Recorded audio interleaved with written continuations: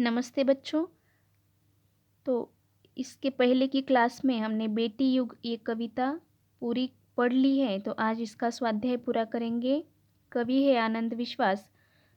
तो इस कविता के माध्यम से कवि ने हमें बेटियों की शिक्षा और उसके साथ साथ उनकी आत्मनिर्भरता और किस तरह से हमारे देश की प्रगति में हिस्सा बन सकता है, तो इस तरह का इस कविता में वर्णन किया है।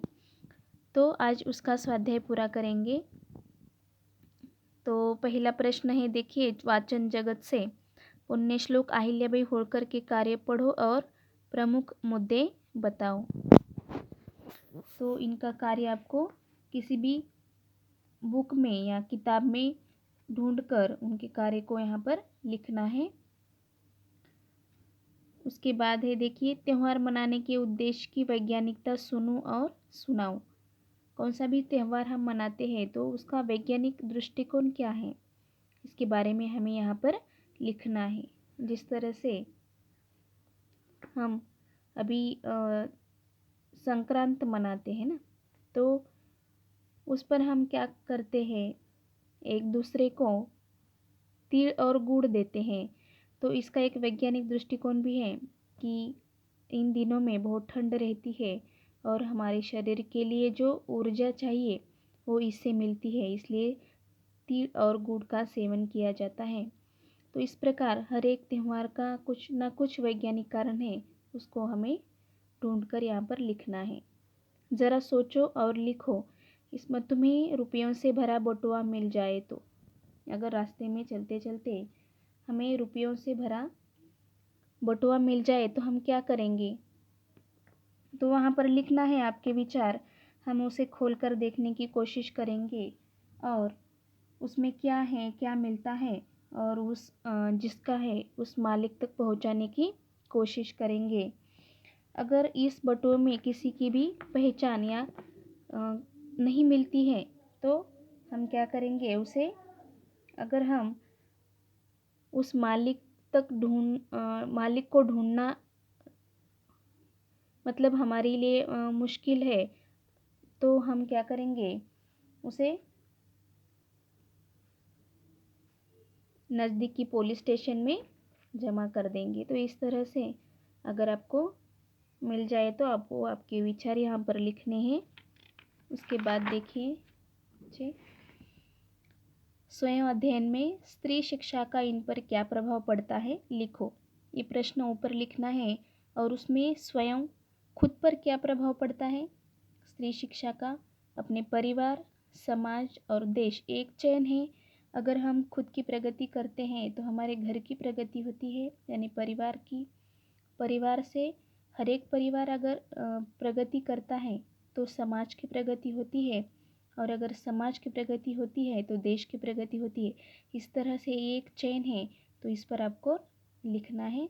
विचार मंथन में देखिए, बेटी बचाओ बेटी पढ़ाओ, सदैव ध्यान में रखो, स्वयं को बदलो समाज बदलेगा। इस पर भी आपको लिखना है। तो यहाँ पर कविता की पंक्तियाँ पूरी करनी है। और यहाँ पर प्रश्न क्रमांक 2 है, देखिए, जानकारी लिखो। पहला है बेटी पर्व और शिक्षामय विश्व। तो बेटी पर्व मतलब क्या है, इसका अर्थ क्या है। देखिए, बेटी पर्व यानी बेटियों के सम्मान का पर्व है। उनको बेटों के समान महत्व देना, उनकी परवरिश पर उचित ध्यान देना, बेटियों के साथ किसी भी प्रकार का भेदभाव न करना, उनकी शिक्षा दीक्षा में भी बेटों के समान ही करना है। बेटियों को आगे बढ़ने के लिए स्वयं को स्थापित करने में समुचित अवसर प्रदान किए जाने चाहिए। मतलब जिस तरह से बेटों को पढ़ाते हो उसी तरह के सभी अवसर बेटियों को भी देने चाहिए। और देखिए, शिक्षामय विश्व मतलब शिक्षामय विश्व का अर्थ क्या है। विश्व में सभी लोग पढ़े लिखे हों। जब सारा विश्व पढ़ा लिखा होगा तो सभी विकास के लिए ही प्रयत्नशील रहेंगे। कोई भी किसी प्रकार का विनाश नहीं चाहेगा। सभी वसुदैव कुटुंबकम मतलब ये विश्वास करेंगे कि ये पूरा विश्व ही हमारा एक कुटुंब है और पृथ्वी पर शांति का वातावरण होगा, कोई किसी का हक नहीं छीनना चाहेगा, सबके मन में संतोष की भावना होगी। तो इसीलिए यहाँ पर शिक्षा में विश्व। तो इस तरह से आपको ये जानकारी लिखो, प्रश्न क्रमांक जो 2 है इसमें इस तरह से लिखना है। तो भाषा की ओर देखते हैं। निम्नलिखित शब्दों के युग्म शब्द बताओ और वाक्यों में उचित शब्द युग्म लिखो। तो देखिए यहाँ पर कुछ शब्द दिए हैं। गांव डैश, डैश उधर, घूमना डैश, धन डैश।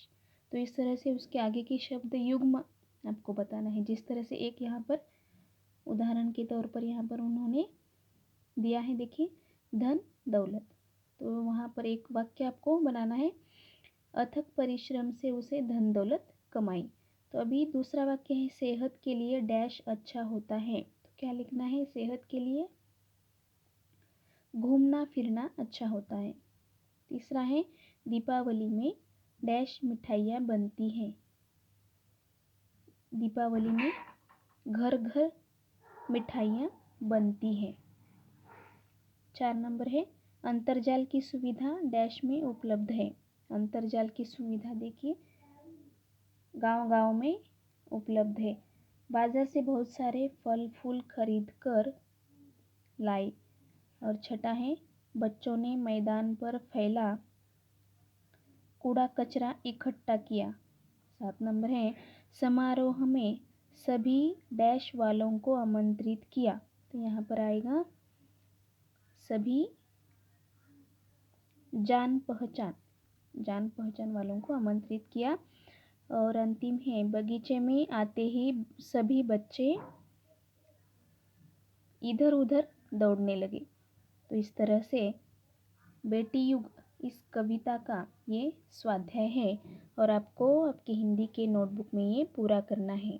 धन्यवाद।